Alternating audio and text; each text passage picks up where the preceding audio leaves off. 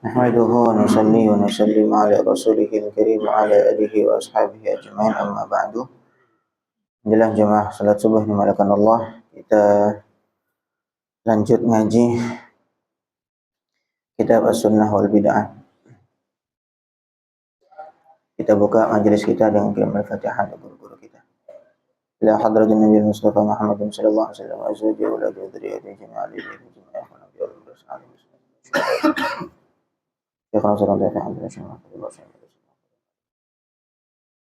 Wassalamu alaikum warahmatullahi wabarakatuh. Muhammad al-Haddad. نفعنا الله بعلومه في الدارين. الفاتحة. أعوذ بالله من الشيطان الرجيم. بسم الله الرحمن الرحيم. الحمد لله رب العالمين. الرحمن الرحيم. مالك يوم الدين. إياك نعبد وإياك نستعين. اهدنا الصراط المستقيم. صراط الذين أنعمت عليهم غير المغضوب عليهم ولا الضالين. آمين. بسم الله الرحمن الرحيم. الحديث السادس والستون. Hadis yang ke-66. Hadis Bani Quraidah, yaitu hadis tentang Bani Quraidah. Wa qaulir Rasul sallallahu alaihi wasallam, dan sabda Nabi sahabati terhadap para sahabat, la yusalliyanna ahadun al-asra, seorang pun jangan ada yang salat asar, illa fi Bani Quraidah, kecuali di Bani Quraidah. Bani Quraidah itu satu kampung atau satu nama satu bani, satu kelompok. Walamma qarabal waktu, jadi Nabi memerintahkan beberapa para sahabat untuk menuju ke Bani Quraidah, kampungnya orang Yahudi. Kemudian di antara perintah Nabi, pokoknya jangan salat asar kecuali di Bani Quraidah. Walamma qarabal waktu, dan ketika waktu sudah mendekat, waktu asar sudah dekat, qalat firqatun minhum, sebagian kelompok sahabat itu mengatakan, lam yurid minna Rasul sallallahu alaihi wasallam illa al-isti'jal. Nabi itu ini tengah-tengah perjalanan, sedangkan waktu asar sudah masuk atau sudah dekat. Maka sebagian kelompok sahabat tadi mengatakan, Rasul itu mengatakan demikian, jangan sholat asar kecuali di Bani Quraidah. Itu maksudnya supaya kita cepat-cepat sehingga kita asar sudah di sana. Nah, kemudian kalau kita sekarang sudah masuk waktu asar, ya sudah kita sholat, karena berarti memang kita lambat begitu. Karena nanti bisa jadi kalau misalnya kita sholat asar di sana, bisa jadi bahkan bisa keluar dari waktu sholat asar. Nah, sekarang waktu asar sudah masuk, ya sekarang kita sholat di sini. Wasallau, dan mereka pun sholat fi thariqi, di jalan. Wa rafadat firqatun, dan akhirnya sebagian kelompok sahabat itu menolak. Akhadat, mereka mengambil bi dhahiril lafzi, dengan zahirnya lafaz. Nabi mengatakan jangan sholat asar di Bani Quraidah, ya berarti sholat asar di sana. Mau tepat waktu ataupun di luar waktu, pokoknya sholatnya di sana. Yang pertama tadi mengatakan enggak. Nabi mengatakan demikian, tapi maksudnya itu supaya kita cepat-cepat. Kita bisa biar cepat jalannya, sehingga sholat asar sudah di Bani Quraidah, di tujuan sana. Falam tusalliha, maka yang kelompok menolak tadi, mereka enggak sholat asar di jalan. Illa fi Bani Quraidah, kecuali mereka sholat nanti di Bani Quraidah, di kampung sana. Wa in fatal waktu, walaupun waktunya sudah lewat. Waktu asar sudah lewat, mereka nanti sholat asar di sana. Walam yu'annif, dan Nabi tidak walam yu'annifir Rasul, dan Rasul tidak mencela ayyan minat ta'ifataini, masing-masing kelompok ini Nabi tidak mencela. Ini salah, ini benar, enggak. Fal firqatul ula, maka kelompok yang pertama, hum a'immatu ahlil ma'ani, mereka adalah para imam-imam ahlul ma'ani. Mereka mengambil makna yang terbersit dari sebuah hadis, dari sabda Nabi sallallahu alaihi wasallam. Mereka mengambil makna yang terkandung, tidak langsung serta-merta tekstual. Wal firqatu tsaniyatu a'immatu ahli dhahir, sedangkan firqah yang kedua atau kelompok yang kedua, mereka para imam ahli dhahir. Ya, zahirnya Nabi mengatakan demikian, ya sudah kita kerjakan demikian. radhiyallahu anhu radhiyallahu anil jami', dan Allah ridha kepada semuanya. Dua-duanya Allah ridha. Li'annahum, karena mereka semua yahtarimu ba'duhum ba'dha, saling menghormati satu sama yang lain. Jadi mereka tidak langsung sesat menyesatkan. Yang satu, oh ini kamu mengambil pemahaman secara zahirnya, secara lafadznya. Nabi mengatakan jangan sholat asar kecuali di kampung Bani Quraidah. Padahal maksudnya disuruh cepat-cepat. Dan yang satu lagi juga tidak menyesatkan, tidak menyalahkan.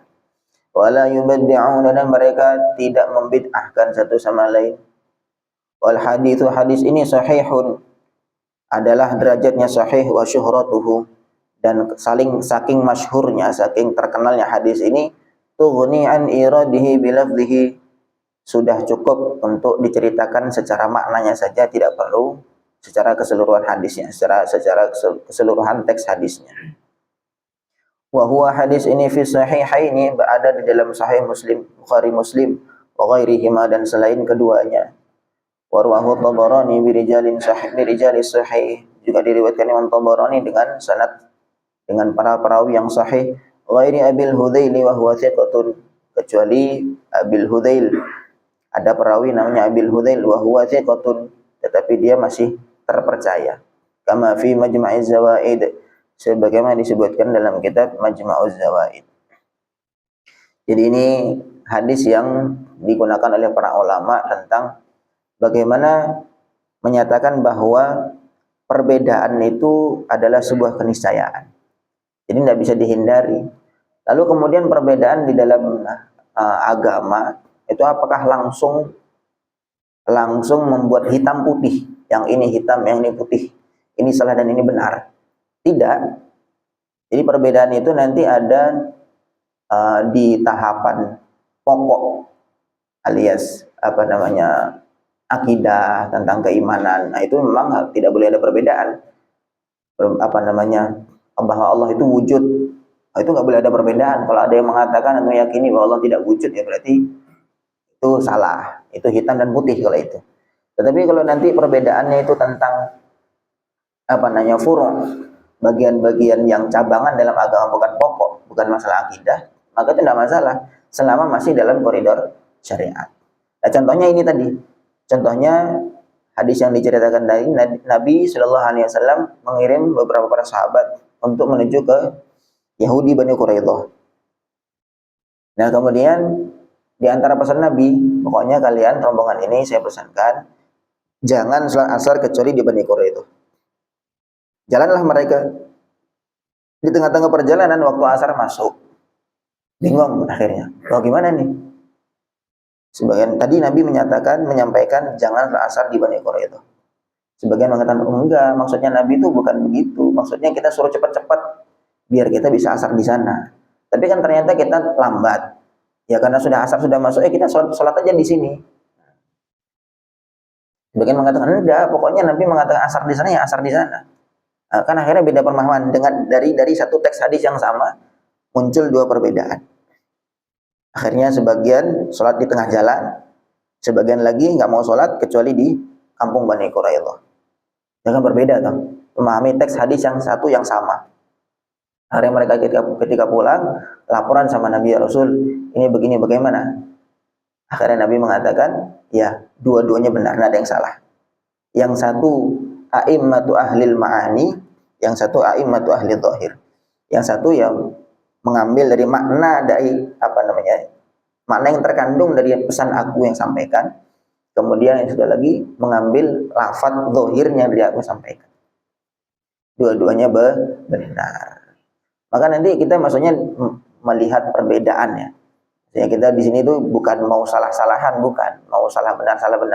Tapi melihat perbedaan tuh selama itu masih ada dalilnya, masih ada yang dipegang, pendapat yang membolehkan, maka ya sudah kita saling menghormati saja. Gitu. Jadi ini tidak ikut sunnah Nabi Shallallahu Alaihi Wasallam, tidak begitu. Nabi tidak serta-merta mengatakan ini salah, ini benar. Inilah contoh Nabi Shallallahu Alaihi Wasallam dalam menyikapi perbedaan. Bahkan ketika Nabi masih hidup kan itu, perbedaan ini kan Nabi masih ada. Kemudian Nabi membenarkan dua-duanya. Wallahu a'lam. Al-hadits as-sabi' wa sittun, hadis yang ke-67. Marwahul Bukhari 'anil Miswar, diriwayatkan Imam Bukhari dari Miswar ibn Makhramah, wa Marwan, dan juga Marwan, yusaddiqu kullu wahidin minhuma, keduanya antara Miswar dan Marwan ini saling membenarkan antara keduanya sahibahu terhadap temannya fi kisahil Hudaybiyah, tentang kisah Hudaybiyah. Wa fiha, di dalam kisah itu disebutkan faraja Urwatun ila ashabihi, seorang sahabat namanya Urwah balik ke sahabat-sahabatnya. Waktu itu dia belum Islam, si Urwah ini. Faqal, maka Urwah mengatakan, ai kaumku, wallahi demi Allah, laqad wafattu, sungguh aku telah mengunjungi alal muluk, kepada para raja-raja. Wafattu ala Kaisar, dan aku telah mengunjungi, aku pernah datang kepada Raja Kaisar, Raja Romawi, wa Kisra, dan Raja Persia, wa Najasyi, dan Raja Habasyah. Wallahi demi Allah, in aradtu malikan qattu, aku tidak pernah melihat satu raja pun yu'azzimhu ashabuhu, yang sahabat-sahabatnya atau para pengikut-pengikut raja itu mengagunginya, memuliakan rajanya, ma yu'azzimu ashabu Muhammadan sallallahu alaihi wasallam, sebagaimana pengagungan atau memuliakannya para sahabat Nabi kepada Nabi Muhammad SAW. Saya tidak pernah melihat perlakuan di dalam mengagungkan seorang raja sebagaimana yang dikerjakan oleh sahabat-sahabat Nabi SAW. Saya sudah pernah mengunjungi Raja Persia, Raja Romawi, Raja Habasyah, saya sudah kunjungin semua. Tetapi tidak ada yang diperlakukan sebagaimana Nabi Muhammad SAW dari para sahabat-sahabatnya. Wallahi demi Allah, in tanakhama nukhamatan, tidaklah Nabi mengeluarkan dahak, illa waqa'at fi kafi rajulin minhum, kecuali dahak itu akan jatuh di salah satu di telapak tangan seorang dari mereka. Jadi Nabi meludah itu, bahkan bukan meludah, nukhamah itu dahak. Nabi meludah itu tidak jatuh ke tanah, langsung ditadahi oleh para sahabat itu. Fadalaka biha wajhahu, kemudian seorang tadi mengusapkan dahak itu ke wajahnya, wajildahu, dan kulitnya. Jangan disamakan ya dahaknya Nabi dengan dahaknya kita. Nabi itu berbeda. Basyarun la kal basyari, itu beliau semuanya wangi, bahkan darah beliau itu suci. Termasuk juga maaf kencing beliau itu juga suci. Bahkan ada sahabat yang meminum kencingnya baginda Nabi Shallallahu Alaihi Wasallam. Ini kekhususan beliau. Jadi diceritakan oleh Urwah, saya ngelihat tuh Nabi meludah saja, Nabi mengeluarkan dahak saja, itu nggak sampai jatuh ke tanah. Begitu cepatnya para sahabat itu berebut, sampai nggak sampai ke tanah, sudah sampai ke tangan mereka, kemudian langsung diusapkan di wajah dan kulit mereka. Wa idza ma'amarahum, dan apabila Nabi memerintahkan, memberi perintah kepada mereka, ibtadaru amrahu, mereka berlomba, berebut untuk mengerjakan perintahnya. Wa idza tawadda'a, dan apabila Nabi berwudu, kadu yaqtatilun, mereka hampir saling membunuh, saling berebutlah, ala wudu'ihi, atas air wudu, bekas wudunya Nabi. Kalau Nabi wudu, tetesan-tetesannya Nabi itu jadi rebutan para sahabat. Bahkan kadu yaqtatilun, sampai hampir mereka saling membunuh. Ini istilahnya bahasa-bahasa hiperbola, maksudnya berlebihan. Yang saking berebutnya mereka sampai dikatakan kadu yaqtatilun.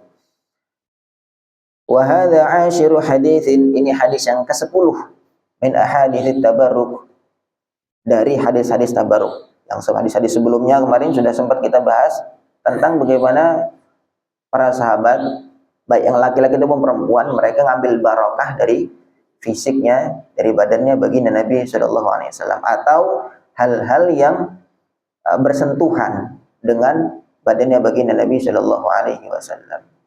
Al-mashmulati biiqrarihi, yang sudah tercakup di dalam ikrarnya baginda Nabi Sallallahu Alaihi Wasallam. Maksudnya Nabi memperbolehkan hal itu. Ada yang Nabi minum dari tempat wadah air dari kulit. Kemudian Nabi minum tuh dicucup gitu, dimut bagian yang keluar airnya itu. Maka akhirnya sama pemilik kirbah, pemilik wadah air itu dipotong, dan disimpan. Ini sudah bersentuhan dengan mulutnya, bibirnya baginda Nabi SAW. Jadi kan jimat. Nabi mengatakan, sodakti, kamu benar. Maksudnya tidak masalah hal itu. Diikrar, ditetapkan oleh baginda Nabi SAW. Padahal itu kan nggak diperintah sama Nabi. Kamu simpen ya ini jimat ini sudah sentuhan sama saya, nggak begitu. Tapi sahabat-sahabat memahami itu bahwa Nabi ini adalah makhluk yang menjadi utusannya Allah Subhanahu wa taala, tentu orang yang mulia, tentu penuh dengan barokah. Wa ma arsalnaka illa rahmatan lil alamin. Nabi saja menjadi rahmat untuk semua orang, berarti isinya Nabi ya rahmat. Maka saya ngambil apa yang bersentuhan dengan Nabi tentu akan menjadi rahmat untuk saya. Mungkin begitu istilahnya pemahaman para sahabat itu. Dan Nabi membenarkan itu. Padahal tidak langsung ada arahan langsung dari baginda Nabi sallallahu alaihi wasallam. Ini juga begitu. Nabi meludah ataupun Nabi mengeluarkan dahak ataupun Nabi berwudu, itu para sahabat berebutan semua, dan Nabi juga tidak melarang. Jangan, itu sebuah kesyirikan, tidak begitu Nabi. Karena Nabi tahu bahwa sahabat itu tidak menyembah baginda Nabi sallallahu alaihi wasallam, mereka tak menyembah Allah. Hanya saja mereka mengambil barokah, mengambil kebaikan-kebaikan, sesuatu yang memang diagungkan oleh Allah Subhanahu wa taala. Ya Rasul kan tentu hal yang agung ya. Tentu sebagai utusan Allah Subhanahu wa taala, maka mengambil barokah. Bukan mereka tuh menganggap bahwa Nabi itu menjadi sumber barokah. Maksudnya memang pembuat barokah itu sendiri, enggak. Barokah dari Allah Subhanahu wa taala. Kebaikan-kebaikan semua dari Allah Subhanahu wa taala, cuman melalui baginda Nabi sallallahu alaihi wasallam. Allahu akbar. Da'ankal ahaditsal katsirata al-ukhra. Tinggalkanlah hadis-hadis yang banyak yang lain, allati bada'aha, yang mana dalam hadis itu Nabi memulai, huwa Nabi sendiri, wa amara bi syurbi ma majja fihi. Dan Nabi memerintahkan untuk meminum air yang sudah diludahi oleh Nabi, maksudnya sudah ditiup atau diludahi Nabi. Ada hadis-hadis demikian. Itu enggak usah itu jadi contoh. Itu kan memang Nabi sendiri nyuruh minum nih, tak suwuk ya. Air ditiup atau diludahi oleh Nabi SAW, nih minum. Kalau itu kan memang Nabi sendiri menyuruh. Tapi ini Nabi buang ingus, Nabi ngeludah, Nabi wudu, air wudunya dibuat rebutan. Nabi nggak ada merintahkan, ayo sini ambil air wuduku, enggak. Tapi para sahabat berebut sendiri dan Nabi tidak menyalahkan mereka. Hadis-hadis yang Nabi sendiri memerintahkan, nggak usah diambil. Maksudnya kita fokus kepada Nabi yang Nabi tidak merintahkan begitu. Wa ghairu ma fa'alahu sahabatu ba'dahu, dan juga tidak usah melihat hadis-hadis yang dikerjakan para sahabat setelah Nabi SAW. Itu setelah Nabi itu enggak usah. Sekarang yang intinya Nabi masih hidup, Nabi masih ada. Kemudian hal itu dikerjakan di hadapan Nabi langsung. Dan ternyata Nabi tidak berkomentar apa-apa. Nabi mengikrar, Nabi menetapkan hal itu. Wa sanati ala ba'din minhu, dan kami akan membawakan hadis itu, sebagian hadis itu tentang bagaimana perbuatan sahabat setelah Nabi wafat. Fil qismi tsalits, nanti di bagian bab yang ketiga insyaallah. Walaysa min ghardina, tidaklah maksud kami al-istiqsa'a, untuk menyeluruh atau untuk menyelidiki, untuk menggali lubabat tabarruk atau libabit tabarruk, terhadap bab tabarruk al-wasi' yang sangat luas. Alladzi qulna, yang telah kita katakan, innahu, sesungguhnya tentang tabarruk ini, ngambil barokah ini, ya belugut tawaturul ma'nawi, tingkatannya itu sudah sampai mutawatir ma'nawi. Saking banyaknya hadis tentang tabarruk, ngambil barokah itu sampai sudah tahapan mutawatir ma'nawi. Mutawatir itu apa ya? Dan seperti Al-Qur'an itu loh, riwayatnya mutawatir. Sehingga kita yakin bahwa Quran yang kita bawa sini, mau di ujung di Jepang sana, mau di Eropa sana, sama Qurannya. Kita bisa yakin seperti itu karena memang perawinya Al-Quran, periwayat Al-Quran itu generasi ke generasi. Yang mana satu generasi itu nggak mungkin sepakat bohong, kan gitu. Kita kan baca Quran ini, dapat Quran ini kan dari orang tua kita, dari kakek kita, dan seterusnya. Ya nggak mungkin mereka satu generasi sekian ribu orang, sekian juta orang tuh bohong sepakat, kan enggak. Sehingga kita bisa yakinkan bahwa Quran yang ada saat ini ada yang saat ini kita baca ini sama dengan Quran yang dibaca oleh Nabi dan para sahabat radhiyallahu anhu. Karena perawinya masing-masing generasi itu sangat banyak sekali. Nah, itu mutawatir lafzi, mutawatir secara lafadznya itu sudah diriwayatkan demikian. Nah, ada mutawatir maknawi, lafadznya memang tidak persis seperti ini diriwayatkan hadis-hadis tabaruk itu, tetapi saking banyaknya orang yang menceritakan hadis tabaruk itu sudah dikatakan sebagai mutawatir tapi maknawi. Karena saking banyaknya riwayat tentang hadis tabarruk. Kita nggak pengen menggali, mengeruk tentang tabarruk saja di sini, enggak. Wa inna ma gharduna huna, tetapi tujuan kita di sini wat usuratin adalah membuat atau memberikan sebuah gambaran lil qari'i bagi para pembaca an sunnatir Rasul sallallahu alaihi wasallam terhadap atau tentang sunnahnya Nabi sallallahu alaihi wasallam. Sunnahnya Nabi itu seperti apa sih?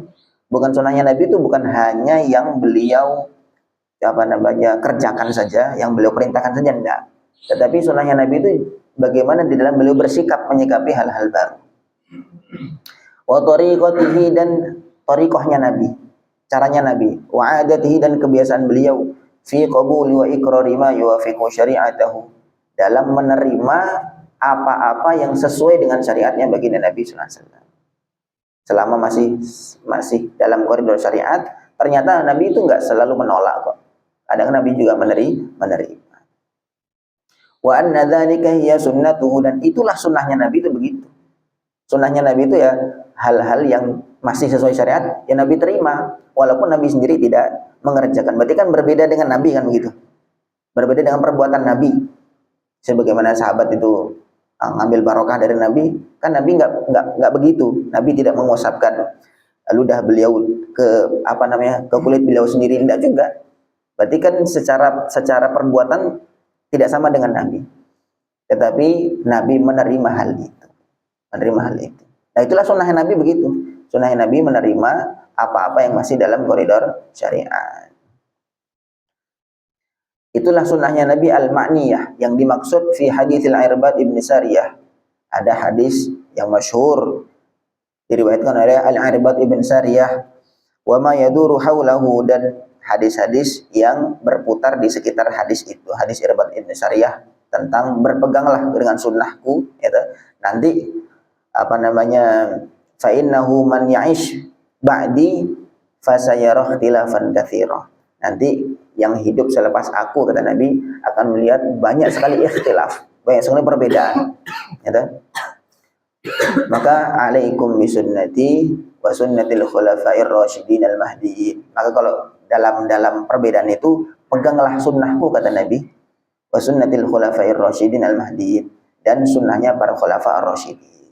Addu 'alaiha bin nawajid, gigitlah sunnah-sunnah itu dengan gigi geraham, kata Nabi begitu.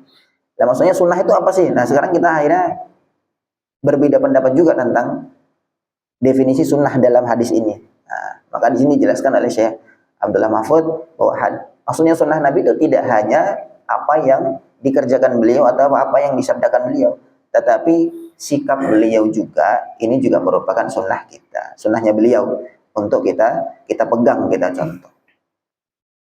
Minal hathi ala sunnah, karena hadis tentang sunnah itu tidak hanya yang diriwayatnya Irbad ibn Sariyah ini, yaitu hadis-hadis tentang anjuran untuk berpegang kepada sunnah, wa tahdhiri minal bid'ati, dan ancaman dari melakukan bid'ah, hal-hal yang memang tidak ada dasarnya sama sekali dari agama.